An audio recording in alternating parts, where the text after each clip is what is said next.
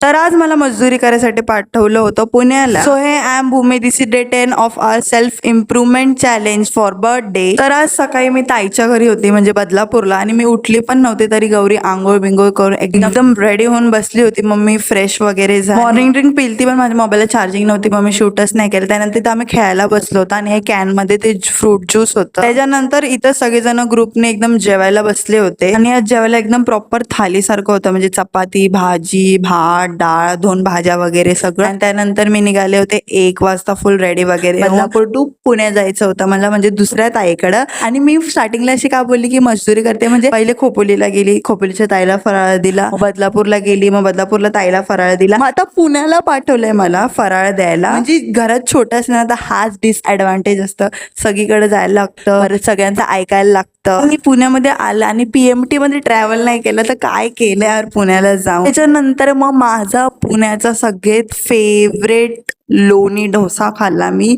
म्हणजे ना अलगच असतं हे, मुंबईमध्ये कुठे भेटत नाही. त्याच्यानंतर ताई दुकानावरती होती म्हणून दुकानावरती गेलती मी, आणि तो टी शर्ट आहे तो ताईच्या दुकानामधूनच घेतला होता, आणि पॅन्ट मी घरून आणली होती कारण की मला त्या ड्रेस मध्ये ना असं गुदमरला. चड्डी उलटी घातली, दाखवू नको चड्डी. बोल हॅलो गाईज. हॅलो गाईज, आम्ही चकली खातो. चकली खातोय. हा.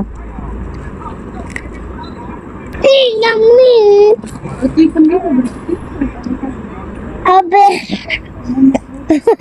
त्याच्यानंतर ताईच्या घरी गेले मी. आजच्यासाठी एवढंच. व्हिडिओ आवडला असेल लाईक करा. बाय.